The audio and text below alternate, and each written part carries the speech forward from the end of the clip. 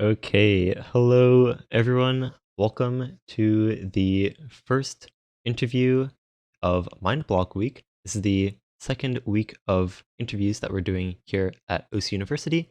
In case you guys are new, OC University is this improvement focused OSU hub where our primary goal is to sort of bridge that gap between top players and the general community.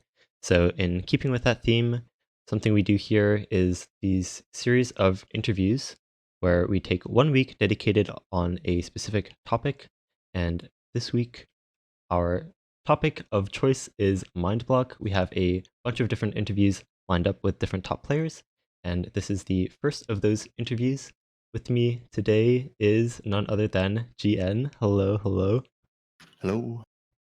So you, I think, are probably a name that everyone's familiar with if they're at least somewhat involved in the community, being a household name for so long. But in case people are unfamiliar, could you give a sort of brief introduction as to who you are and what probably people recognize you as in the community? Sure.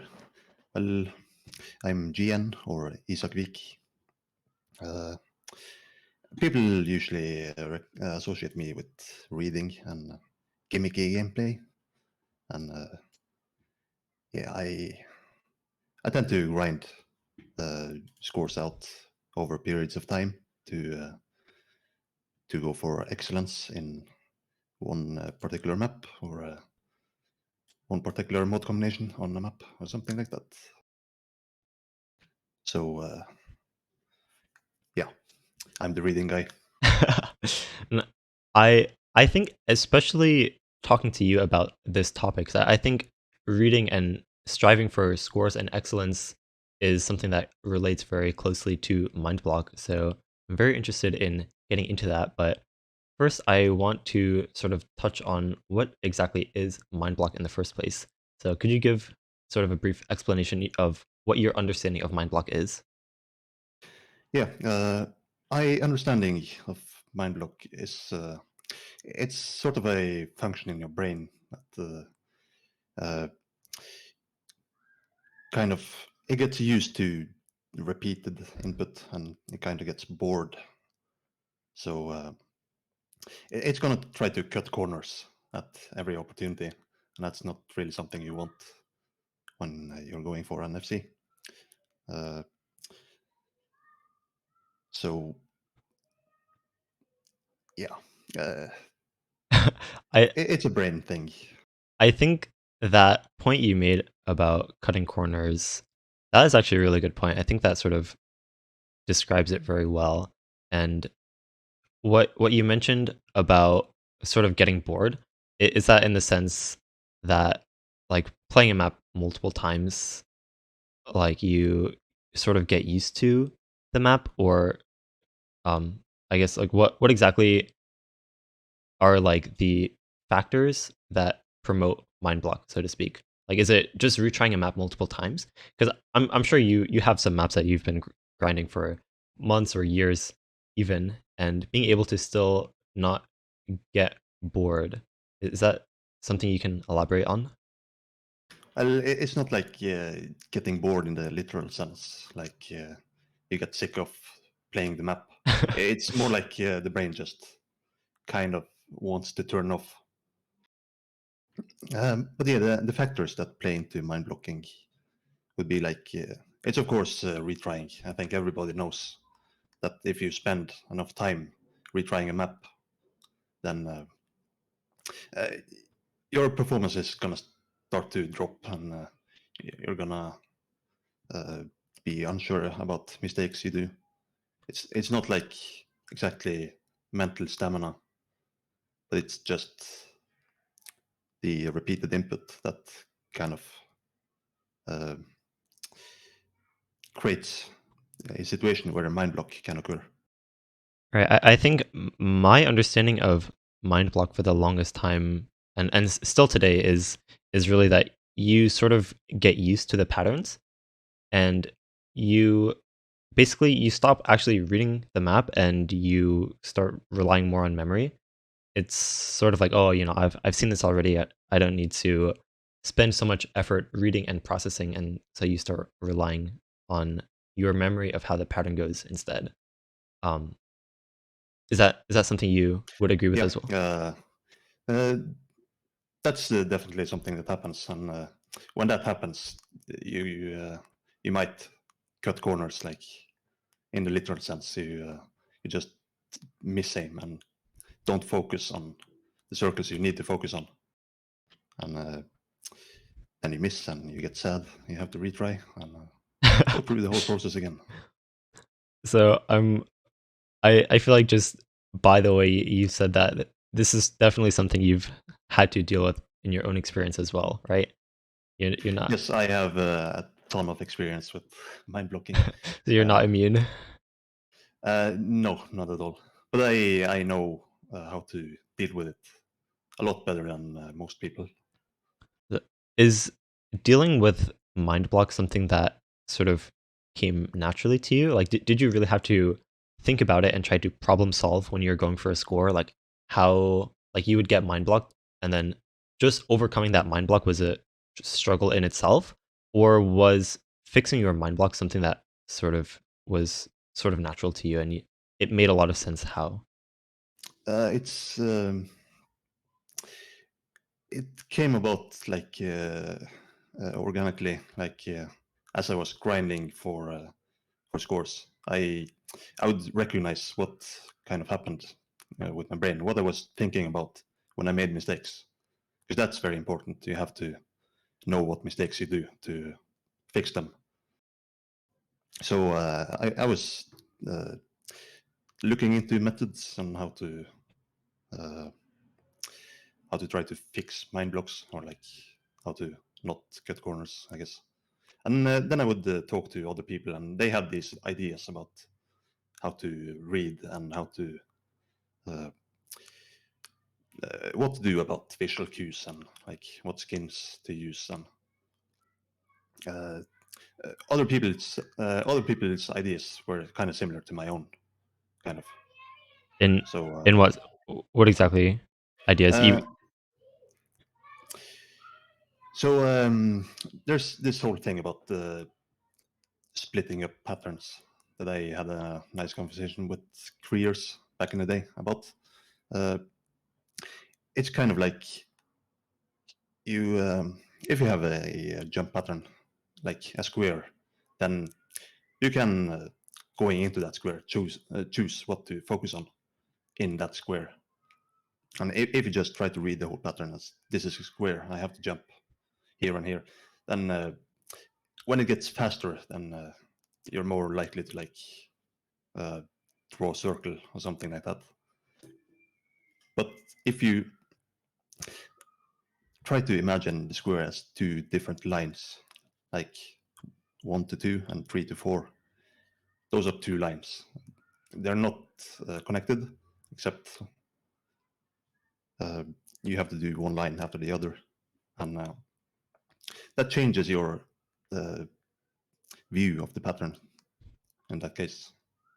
So you're more likely to focus on the 1 in the first line and the 3 in the second line, and that gives you a better, not necessarily better, but a different view on the square. And that's important for mind blocking, to change what you're focusing on, and what to uh, what to do when patterns come up. So I think and yeah, by the way, that is a really good example. I think squares and sort of dividing it into two separate 1-2s is that sort of age old, like one of the first forms of sort of breaking down a pattern into simpler chunks, so that you can focus on more, like processing multiple things that are more simple rather than trying to process one more complex pattern. Um, and you mentioned, okay, so there's a lot of, I feel like, avenues that we can go down, and I'll try to touch on as many as possible. Yeah. Um, but you mentioned, how do I word this? Like focusing more on the 1 and the 3.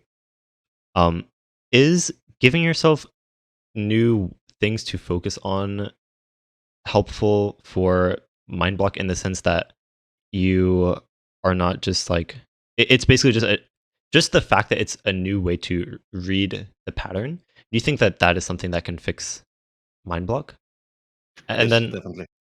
so what happens then if I so there's a square and then I read it as 1 2 3 4 and then I start getting mind blocked. And so I start reading it as 1 2 1 2 or like two separate lines.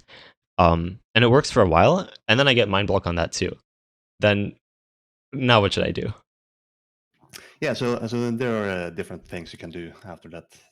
Like you can either go back to the 1 2 3 4 thinking, uh, or you can find a new way to interpret the pattern, like the first tree and then the last circle, or the first circle then the last tree, or you can do like do the first jump, then you have to hit the line, and then you can hit the final circle, and you can connect each circle, like the 1 and 4, to the patterns that come before and after.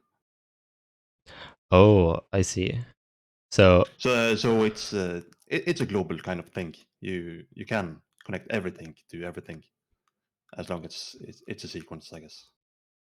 I see. Yeah, and I think in that sense, well, this is just something a thought that I've sort of had for a while, that I think the way that mappers put the new combos is um it sort of is trying to guide the player to read the pattern in a certain way, um, which sometimes can be helpful, sometimes can not be helpful.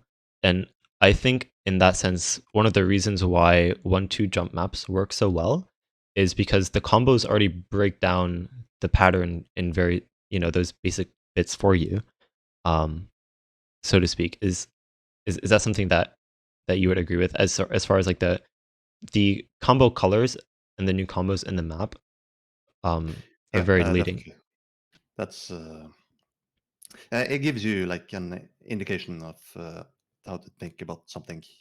I would definitely agree to that. But then you don't exactly have to follow that. It's just a suggestion, I guess. Right. I think that okay, so actually that brings me to something that I actually just thought of, but you know, especially when people are getting into easy mod, for example, and they're told to use a skin with very distinct combo colors, um, so that they can distinguish the different parts. Um, Actually, can you, I guess, talk a bit about why that's helpful, especially for lower ARs, to have those different, distinguishable combo colors? Well, the thing about easy mode is that it gives you a lot of time, but also a lot of different things to focus on, which is very confusing to newer players. But the thing about using a good skin for easy is um, to show the player that there are many kinds of different visual cues you can use uh, to read a sequence of notes. So colors and numbers, those are two different things. You can use uh, follow points, or like even how the notes are stacked on each other, uh, like the amount of notes. So the point of using a good skin is just to enable as many visual cues as possible, or disable the ones you uh, don't need for that map. But on easy mode, it's generally important to like have everything clearly visible and readable to the one who's playing. Uh, So the default skin is pretty good in general, but it's got some flaws. which skin? The default. Oh, right, right. Yeah, I know a lot of, I guess, more well-known easy players tend to have some variation of the default skin rather than some more custom-looking skin. Um, yeah, and definitely, largely in part to those distinguished combo colors that are very easy to tell apart. Um, but on the topic of trying to go against those combo colors sometimes and sort of creating your own interpretation of grouping the patterns in a certain way. Um, do you feel like having those combo colors is always helpful? Like if the combo colors are showing a square as 1, 2, 3, 4, wouldn't and I'm mind blocked on squares, for example, then would it be better to just use a skin with no colors and numbers, for example, or so that I can have an easier time interpreting the pattern in my own way? Or are there other strategies that you can use to really still interpret the pattern differently from the 1, 2, 3, 4, even when you have all those visual cues there? Mm, I like attaining the amount of mental flexibility to like split apart the combo into parts is pretty easy. It's pretty easy once you get used to doing that or thinking that uh, in that kind of way, at least. But there are other strategies for coloring notes. Like I used to use the skin with uh, where the numbers were like what made up the entire hit circle. So the numbers were different circles, so I could recolor each circle into a rainbow or Oh, uh, right. I to remember. use different colors. Like most people probably know Rust Belt skin. It looked pretty fancy because it had this alternating pink and pastel green uh, for each note, except for the first note in each combo, which was yellow. So streams and stuff looked pretty fantastic, I guess. So, And Rustbell was an expert at using visual cues. right.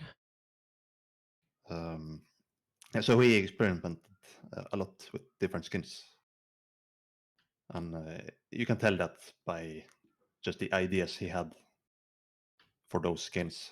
They came about because he was probably actively trying to find different ways to read patterns. That's what I think, at least.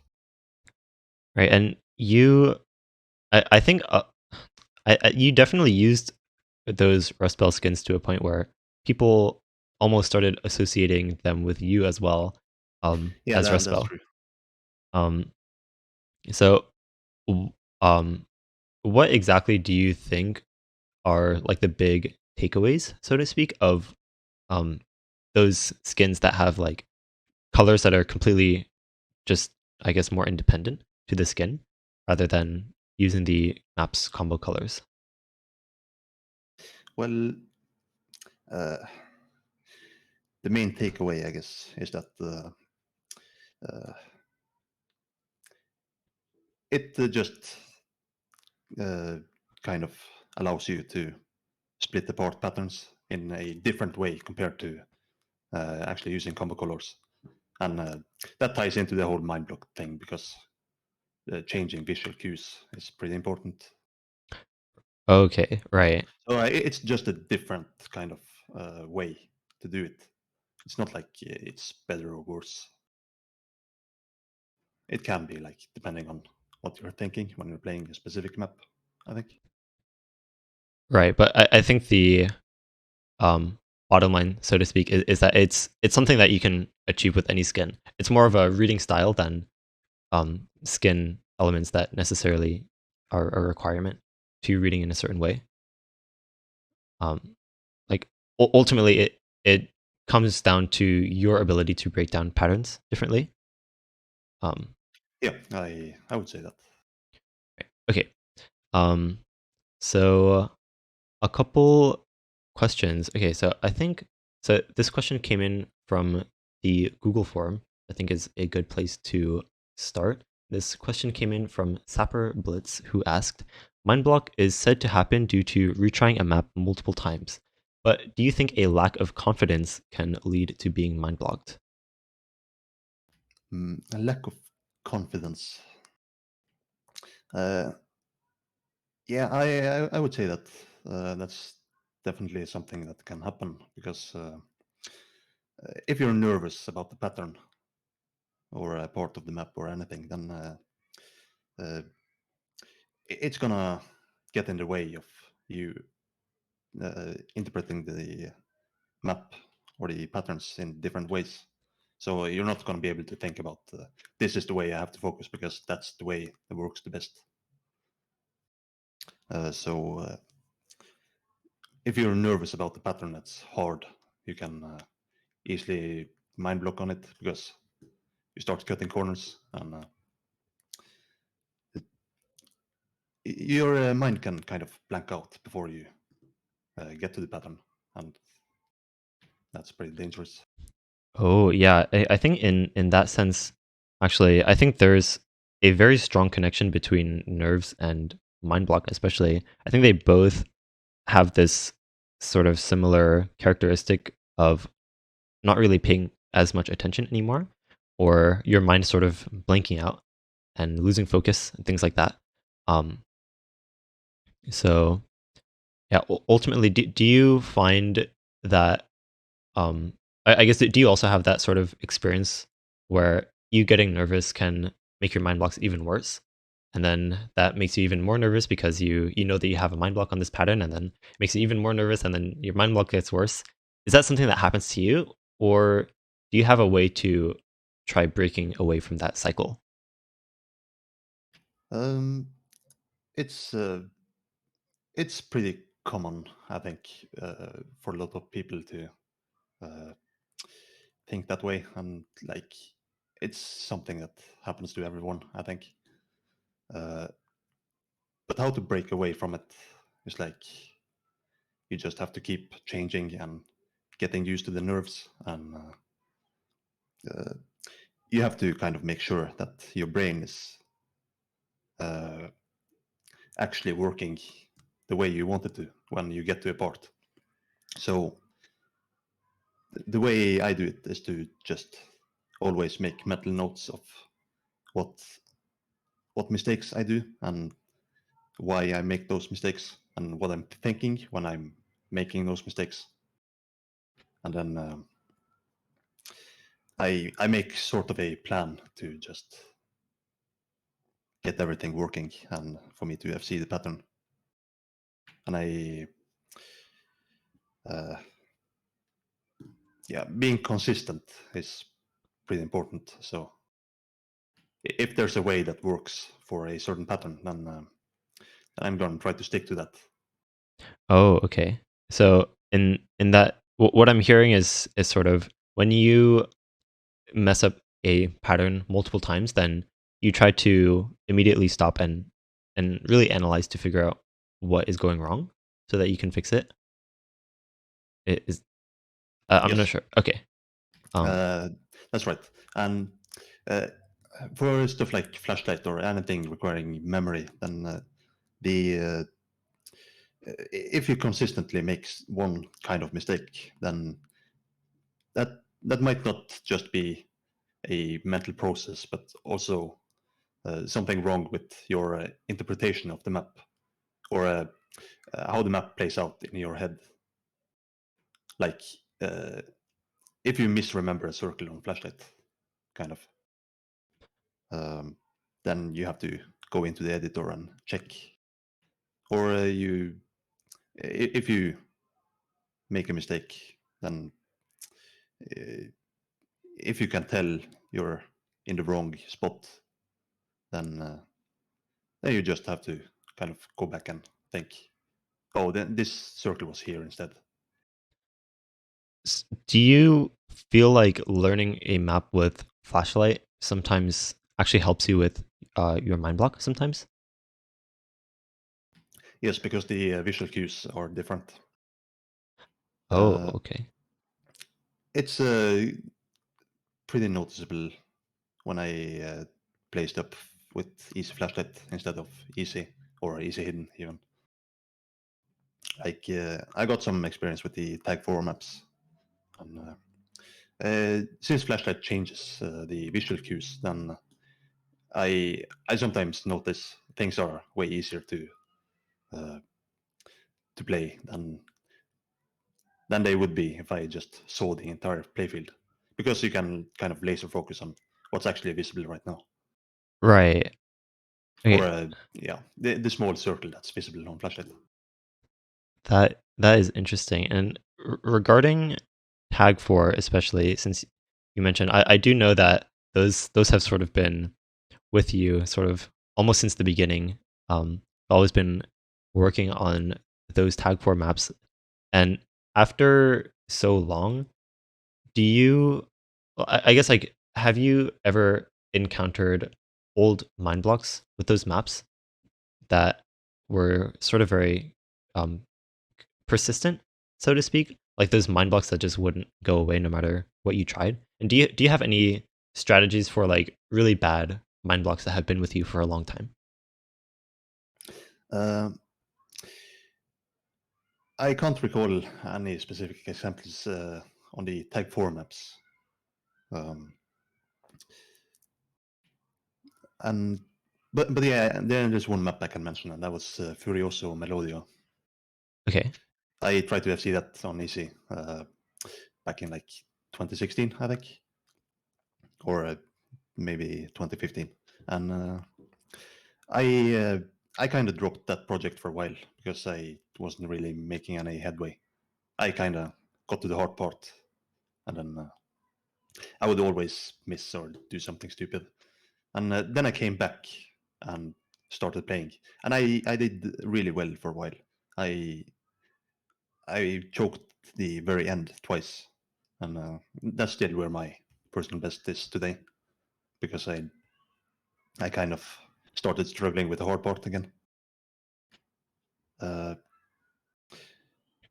so I had a fresh mind for a while, but then I sort of started falling into the same patterns, I guess. So do you find that, I guess, just putting away a map for a while and then coming back to it a couple months or days or who knows how long, a very long time after, and just leaving the map alone so that you can come back to it with a fresh mind, um, is that, uh, how exactly would you say that that influences mind block? Well, like if you come back to a map after a long period of time, then your mechanics are gonna be better probably because you've been playing in the meantime and improved. So uh, since your hands are faster, you have to spend less mental effort on a map, I think. And so when you're a bit faster, you have more time to think, I guess. And I think you're less likely uh, to struggle with a map in those cases if you just take a long break. So I would recommend that for anyone struggling with some really tough mind blocks, Um, to just take a break and come back later. yeah, I think, and especially uh, during our last interview week, I do know that mind block was touched on a little bit, and I think one pretty common solution, so to speak, was to just leave that map alone for a while. So I'm glad to see some recurring themes in that regard. Um, I I do, and this is actually a related question that came in through the Google form, where someone asked, "Is there a map?" And this is an anonymous question.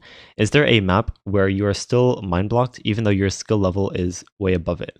And I guess I'll expand on this question a bit. Is like, what do you think would cause a mind block where you sort of still have it even though your skill level is much higher? And what can you do to fix those kinds of mind blocks? Well, as I mentioned, I had that problem on Furioso Melodio. Uh, it's not something I've solved yet, and I think the solution is to just come back when I'm even faster. Like uh, what happens in that specific instance is that I get past the first hard part, and then I get to this section that's like always hard, and Then I kind of get nervous, and my hands don't really do exactly as I want them to. It's pretty mechanically intensive, like in the aim department at least. So uh, yeah, I would say like I just want to put that map on hold and get back to it later. And I've done that. I haven't played it in a while. I think, yeah, I think the uh, sort of common trend so far is that I think focus actually has a very large um, element in Mindblock.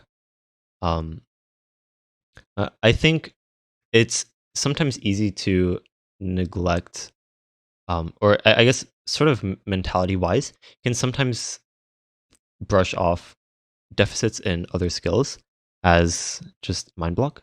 And this actually is related to another question that came in from the Google form. Another anonymous question. Someone asked, "Do you think that mind block is something people make up to have an excuse for their bad reading?" So they will just say, "Oh yeah, I'm mind blocked" on every map, and then never actually improve.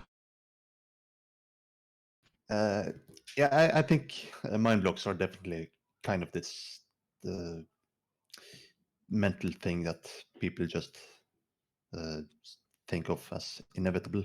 It just happens once you play for long enough.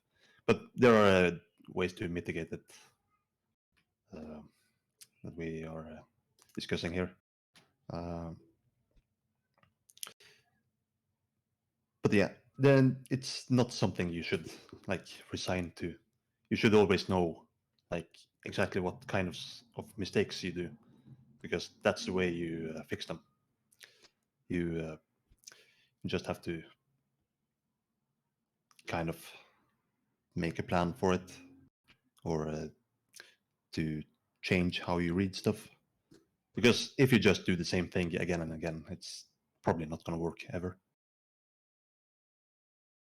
Oh, I see. So basically, what when you do start to, I guess, mess up or start feeling mind block, you, yeah, I think that that's sort of a common theme that I'm noticing so far is like take some time to take a step back, right? And if you're making the same mistake, then it's not really a good idea to just brush it off and say that you're mind blocked, because there are very practical ways that you can re experience the map in a different way that can help you play that map properly again. Um, I do want to ask as well. So when you're learning a new map for the first time and there you don't really have any mind blocks yet, do you have any specific strategies that you use so that like when you're grinding for a new score and so that you don't get mind blocked? Mm, mind blocks are kind of things that happen over time because uh, your uh, your interpretation of the map is kind of it gets kind of shaken up, I guess. Uh, it's not something you should be thinking about like in the very beginning of grinding a score. It's just something that happens when you notice. Well, it's something that is occurring if you notice like consistent mistakes and stuff like that. So uh, it feels to me like it's kind of specific for uh, situations where you are kind of done with remembering the map and are just uh, you're just trying to go for FC runs or something like that. Oh, so um, if I can sort of try to explain what I understand is that mind block is sort of something that happens between learning a map and going for an FC. Is that there's this sort of stage in the middle where you already know the map, but you're still playing it, and because of that, you sort of stop putting in effort to um, read the map properly. Um, I think that's also where that sort of understanding of getting bored, so to speak, of I guess for to use your terminology, um, where that sort of comes from. Um, yeah, is that Yes, agreeable?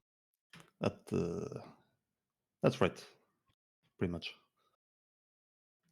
Um, Okay. let's see. Did you have I guess I I think it sounds like I feel like there's probably for this topic in particular a lot of specific situations that people might want to ask about. So I'll move to viewer questions soon, but I wanted to ask you if you had any um I guess overall um tips or like key takeaways that you want to share with people regarding Mindblock. Yeah, the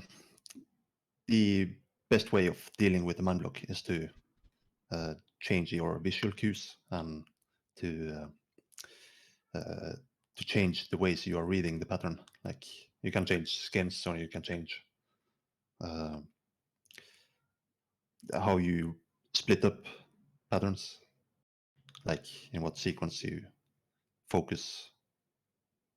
Well, not sequence, but what notes you focus on when you play.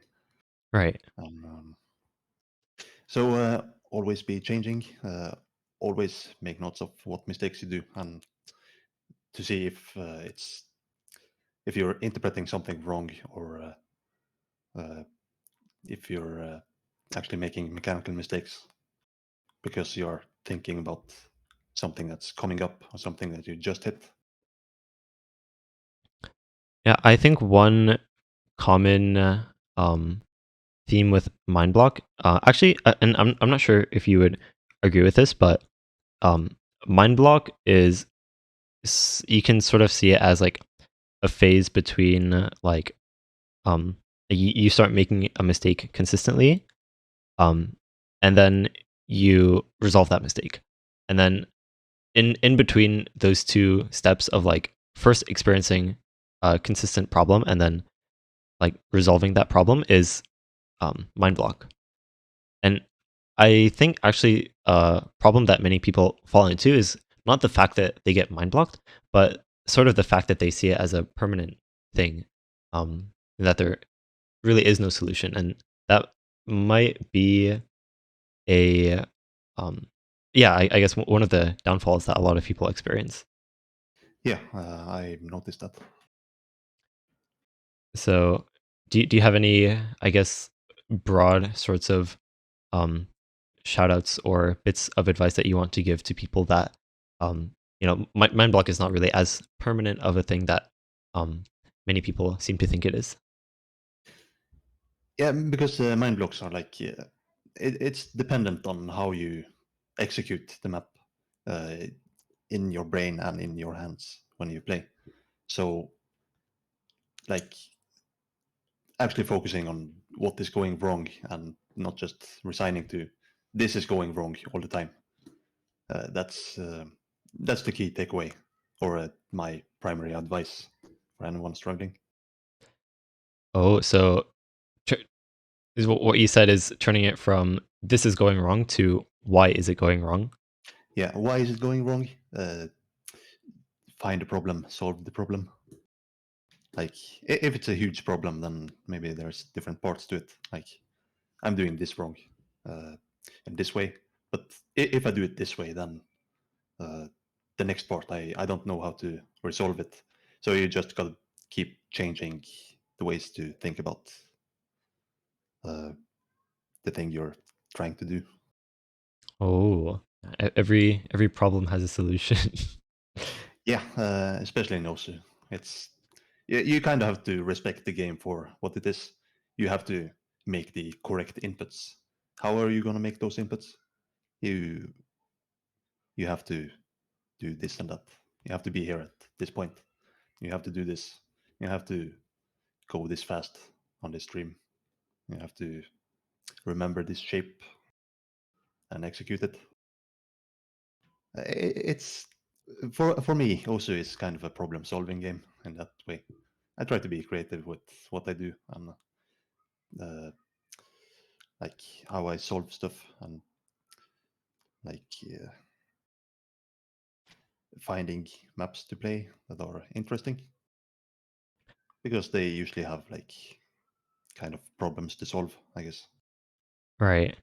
Yeah, I think that's definitely I think something that people look up to you a lot for as well is taking on these big challenges of maps, um, or trying to really solve, like you said, treating things like problem solving in Osu, which I definitely agree with.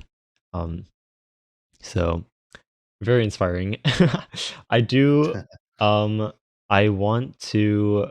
Okay, so those of you guys listening live, um, now is the perfect time for viewer questions. So those of you listening, or those of you in the Discord server, there is a text thread called live chat. You guys can put your questions there. Any specific situations about Mindblock or other things that you want to be elaborated on. Um, and yeah, what we typically do is if you see someone's question that you also want to get asked, if you could react to it with a thumbs up emoji, that way we can know what people want asked the most. One thing that I have seen so far pretty frequently mentioned is what's sort of known as the Australian method, um, where you flip your monitor visual upside down, basically. Um, Basically, hard rock without hard rock. um, I don't know. What are your thoughts on that, and how do you think it interacts with Mindblock? Yeah, the Australian method is not something I ever used personally, but I I am 100% sure that it works and it's pretty great. Like because it changes your visual cues, so you stop being bored with a map, and it's gonna look completely different. Right. So And yeah, I think that also is what brings focus back for a lot of players.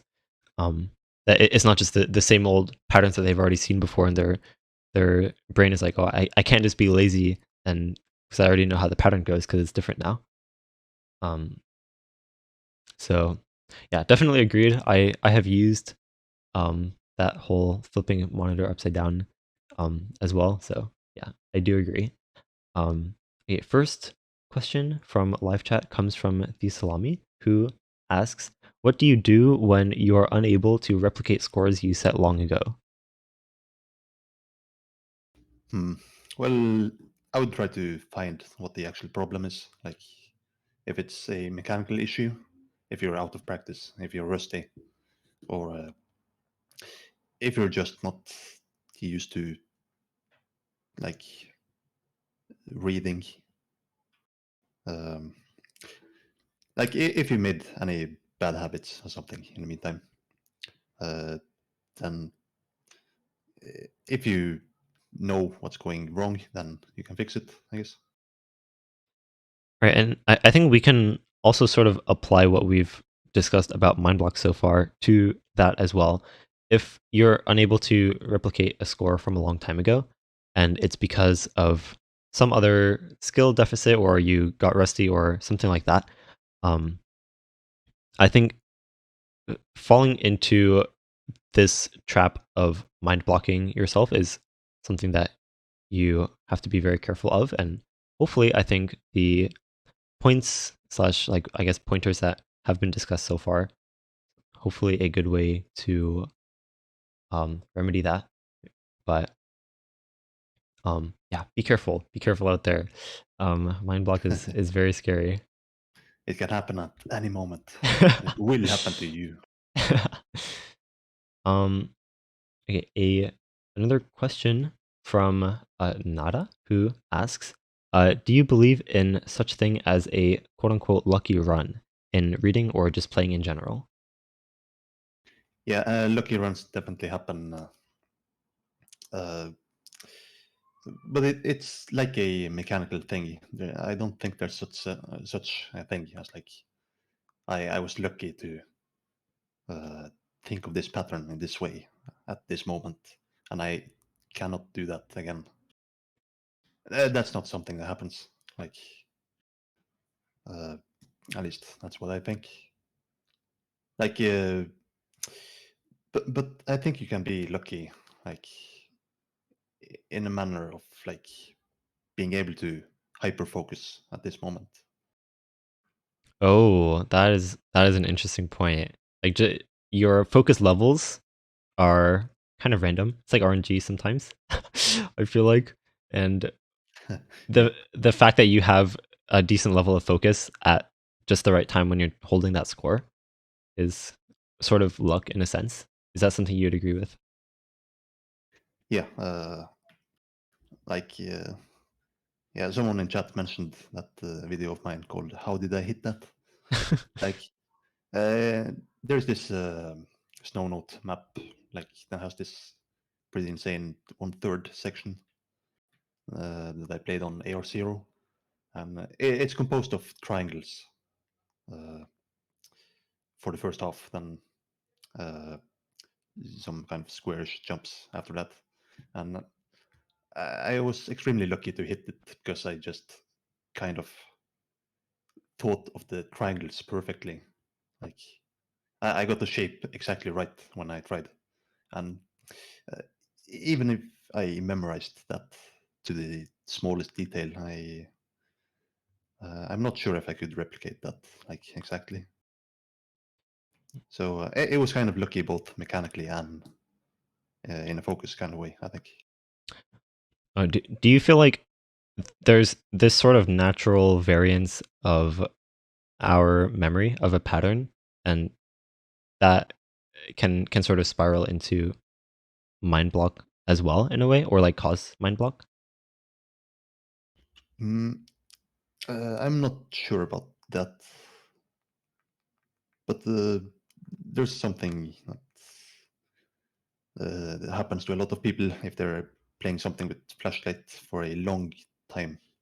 If it's a really hard project, trying to go for, then uh, you can start regressing. Like, you just get worse and worse uh, because you don't really pay as much attention as you used to. You're kind of deferring to memory uh, at the wrong times, I think, and that's also a form of mind block, I think. Oh, I see. So It might not lead to consistent mistakes, but it's just a general regression kind of thing, and right. that is very demotivating if you come across it. And do you have any strategies for overcoming that? Sort of just starting to rely more and more on memory, especially when learning a map with flashlight. Do you have any ways to reverse that so that you really start focusing again? You have to kind of uh, well, you can take a break, or you can uh, kind of get into like a habit of focusing very hard at the hard parts of the map, and then just kind of uh, keep retrying. Like, uh, if you get the easy parts, then uh, the hard part is gonna um not mess you up. Like, it's still gonna be hard, but like you just have to kind of try to get into hyper focusing, I think. It's kind of weird advice, I think. Like, it's it's hard to deal with, like, uh, if you're unwilling to take a break, if you just want to get that score, even though Oh, like uh, taking a break might be the better option anyway. yeah, that is something that I feel like now that you mention it that way, I've definitely experienced like just really wanting to go for a score. Like, I'm warmed up for it properly and I've already been playing it for like an hour or two, so I know how it goes, but okay, I feel like I'm so close and then it sort of just gets worse and worse. Um, so do you think in those situations, it's really important to know like whether or not you're really going to get the score that day, so that you don't start overplaying the map, so to speak. Or do you think, given the right measures or like um, mentality towards mind block and fixing mind block, that it won't really be a problem if you keep playing that map for like 3 or 4 hours, even though you um, are not really getting anywhere or sometimes getting worse? Uh, well, one word of warning, I guess: do not deplete yourself of mental stamina. If you are regressing because you are simply not focusing, then a good night's sleep is gonna fix that. Um, so yeah, uh, just take a break for the day. That's something that helps. You're not gonna forget it for tomorrow. Uh, like what I mentioned about the regression thing was like more long-term kind of mind block. It's kind of dangerous, and um, that sort of thing only happens on like things that are kind of on the outside uh, of your range of skill, I guess. So I'm not sure if that answered your question. Right, no, no, I think that was a good um, bit of warning. Yeah, because I do know some people mentioned um, things like not sleeping well or not eating well, and things like that, and how that affects mind block. But really, I think it just comes down to those things affect your energy levels and your focus. I think focus is what's really key, I think, as we've sort of come to realize throughout this discussion.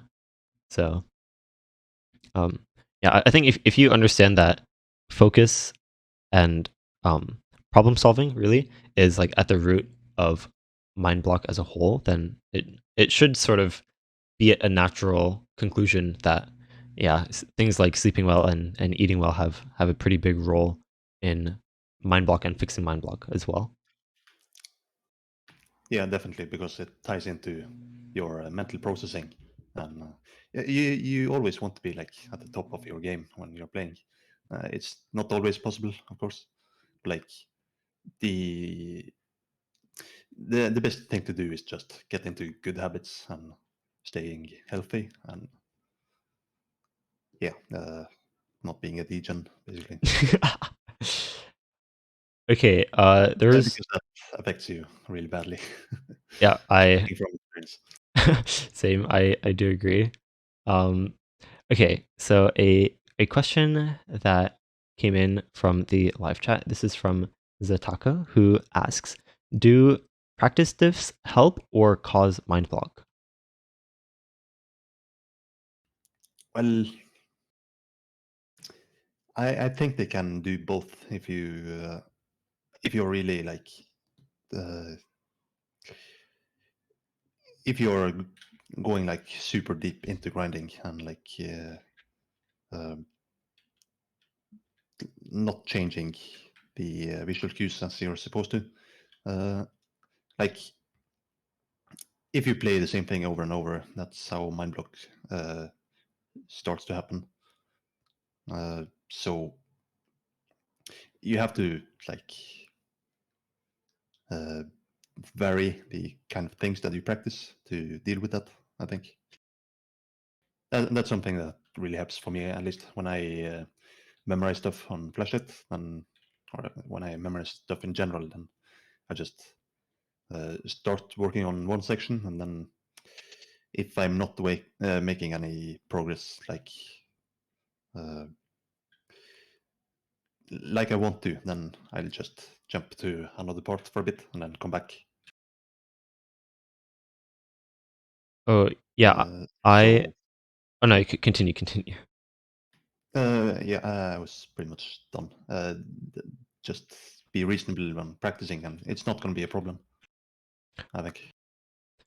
All right, yeah. I think for mind block or for practice diffs in particular, I think they're the the way I sort of see them is that they're more of a tool, um, that depending on your own approach to mind block, then that's really what's going to determine if it helps your mind block or causes mind block. If you already have a very detrimental look on mind block and you're very susceptible to mind block because of the way that you approach it, then practice tips might even just make it worse. But if you have a very healthy approach to mind block and fixing mind block, then practice tips can be really, really helpful as well. Um, so, um, yeah, hopefully, I think that sort of. Do you have any other points on practice tips or? Mm, uh, yeah, I was kind of thinking practice diffs help you like isolate one section of the map, and uh, the practice it helps you make a plan for how to approach something when you're playing it in the real map. So uh, so try to make a plan and kind of stick to it when you're doing actual runs. Like it's not just for using like muscle memory and brute forcing the pattern in that way. You can also like figure out exactly how you want to approach something. Oh, right. So in other words, like if you keep getting mind block on a specific pattern, then you use the practice difficulty to experiment different ways of breaking down that pattern. Like we can use the simple example of a square, right? So you have a practice difficulty of the section with a square. So that way you can experiment with, should I read it as 1 2 1 2 or 1 2 3 1 or 1 1 2 1 or just all the different combinations, and you sort of experiment with each of them to figure out which one makes you read most comfortably, and that and then that I guess is sort of what you're talking about regarding making a plan, using the practice difficulty to make a plan for how you're going to approach that pattern in the actual map. Um, so that way, let's say you play the practice difficulty and try a bunch of different ways to break down a pattern, and you realize that, okay, the easiest way or most reliable way for me to hit this pattern, this square, is to read it as 1 2 1 2. Um, so that way, when you go into the real map, then when you get to that section, you should apply that same practice that you figured out during the practice difficulty. Um, yeah, I think that um, sort of sounds right. Sounds similar to what you were mentioning as well. Yeah, exactly. That's a great way to make use of practice. Uh, and another something that a lot of people have been mentioning are basically just different skin elements that are not necessarily the circles or the colors. Um, people people have been mentioning cursor size and the those playfield grids that have like the dots or other things to like separate different parts of the playfield. Um, which I'll ask it this way: which different skin elements or cursor elements or things like that do you think like have the biggest influence on you when it comes to mind block, um, or that you tend to try experimenting with first? Um, and yeah, what effect can those different skin elements have on mind block as a whole? Yeah. Well, we talked about earlier that changing skins is good because it changes your visual cues. Right. Like, uh, you can do a lot of different interesting things with skins that will help you like focus on the right things. Uh, uh, just first, I think cursor changing your cursor to something that's always good because you sort of get used to your cursor over time. Your brain is just going to filter out that information eventually, I think.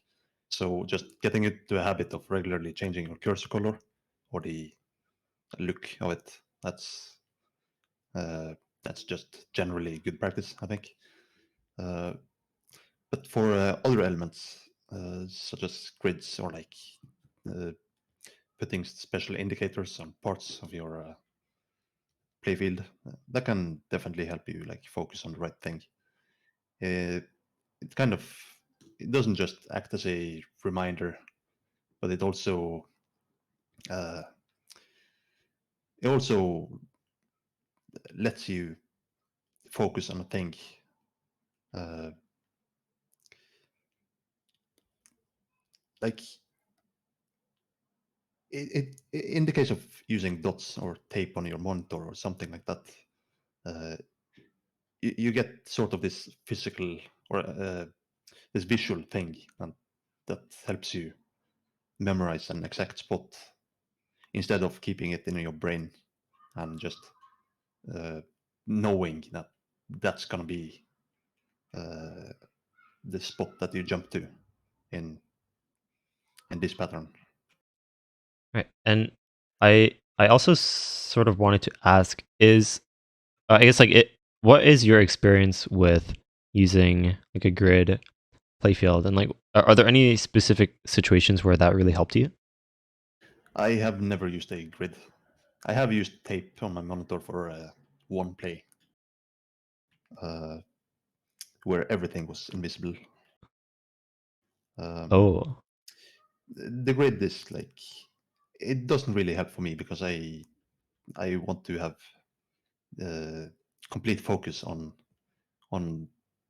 the actual visual cues of the map because I don't really struggle with like remembering spots to jump to.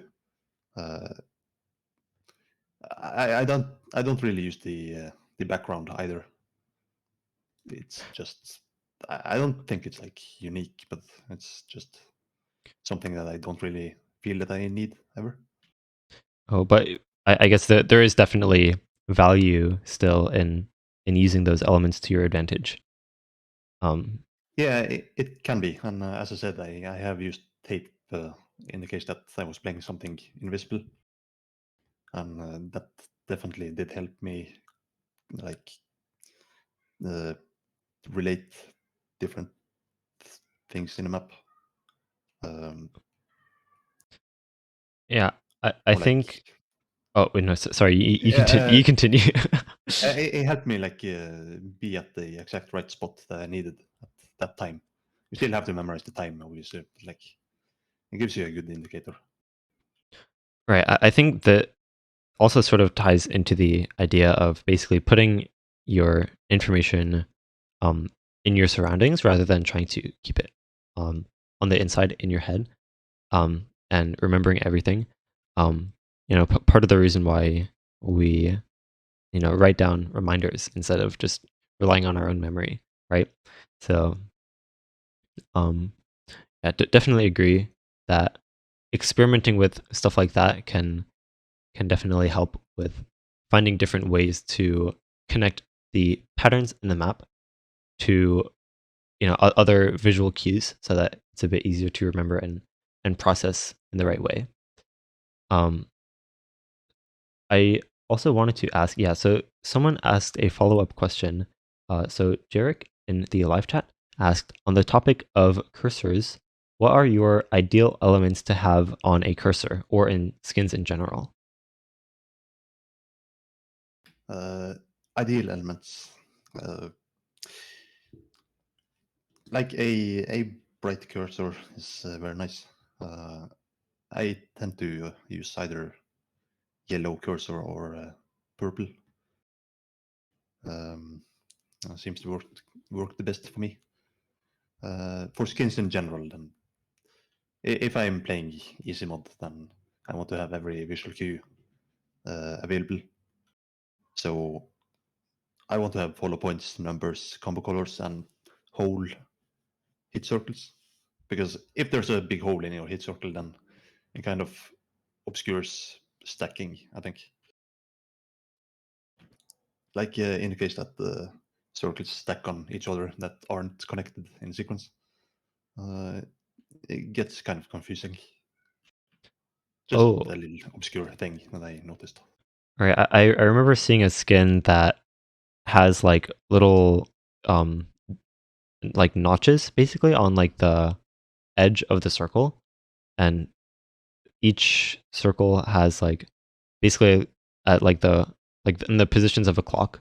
You maybe have like at the 1 o'clock position and then the two Oh o'clock yeah, position. the pizza slice. Right. Yeah. So then that way, if notes are stacked perfectly on top of each other, then you can count like the different dots on the edges of the circle will make like a circle basically.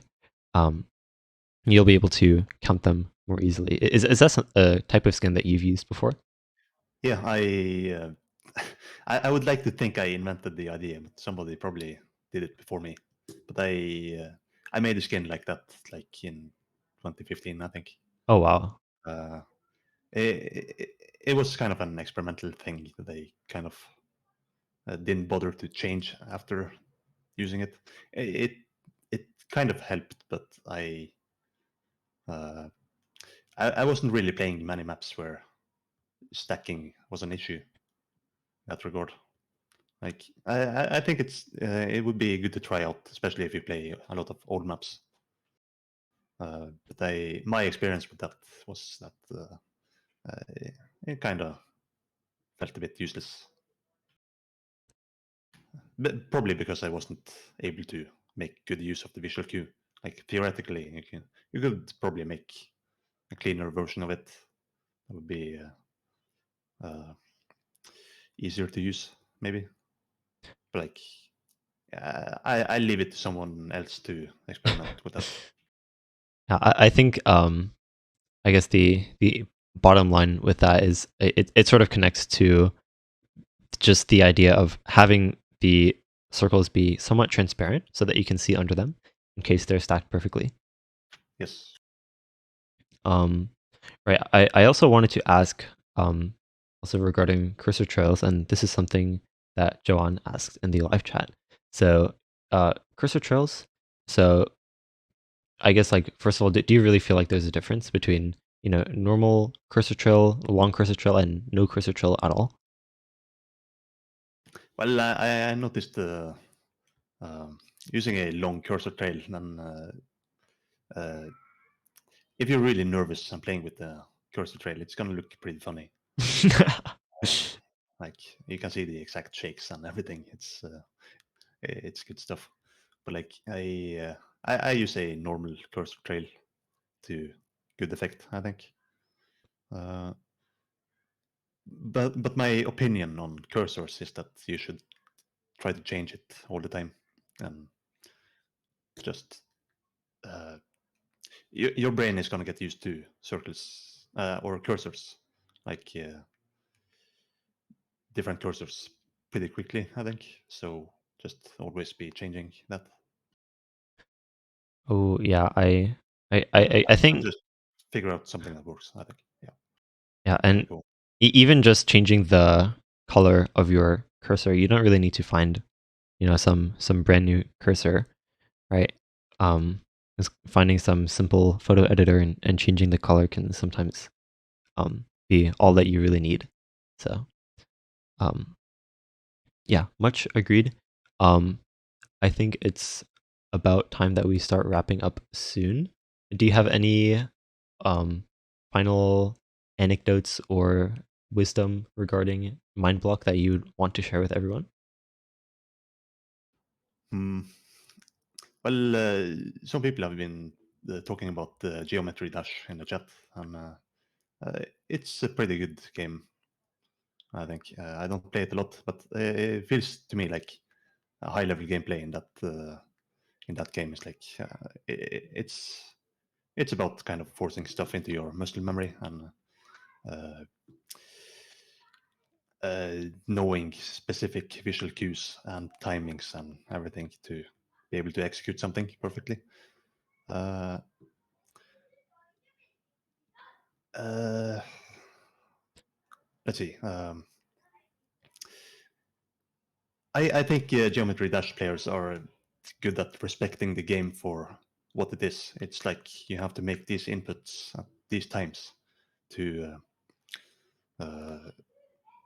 to actually find success, I should say.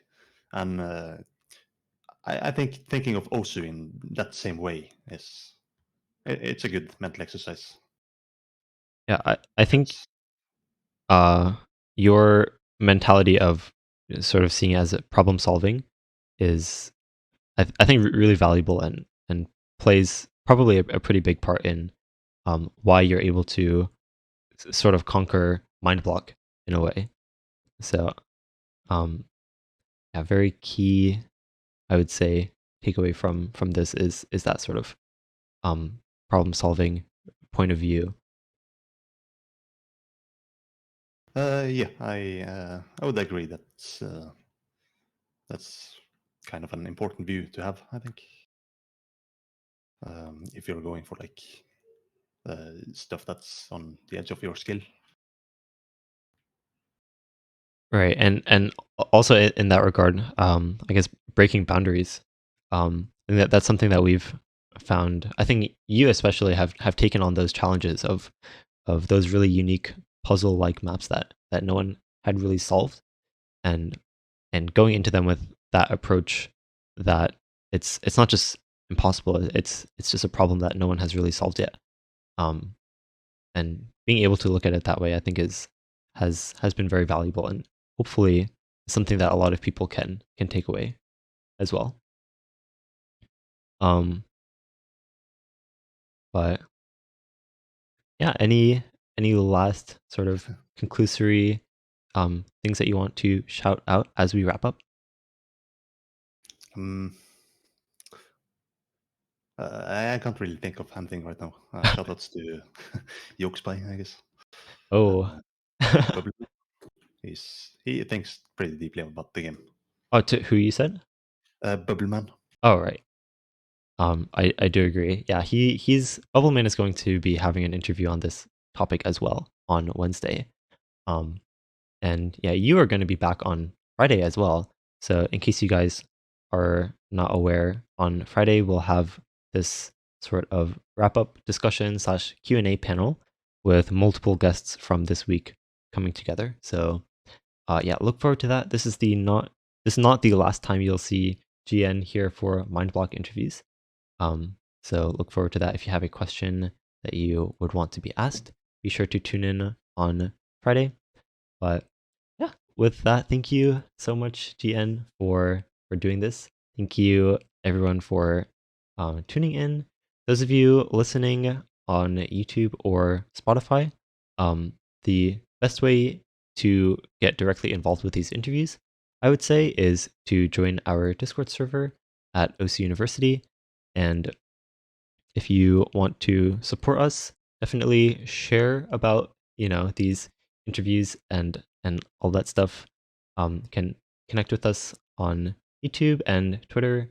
Um, there are lots of ways to get directly involved in these interviews and OC University as a whole. But yeah, with that, those of you listening live, look forward to tomorrow's interview with Zilver. That's going to be happening at 15 UTC. That is in just about 21 hours, I guess. 20 hours, 45 minutes. So hope to see you all there, hopefully. Um, but yeah, thanks again, GN, for doing Yeah, this. thanks for having me on. Yeah, and see you on Friday, I guess. Yep. And see you guys next time. Bye.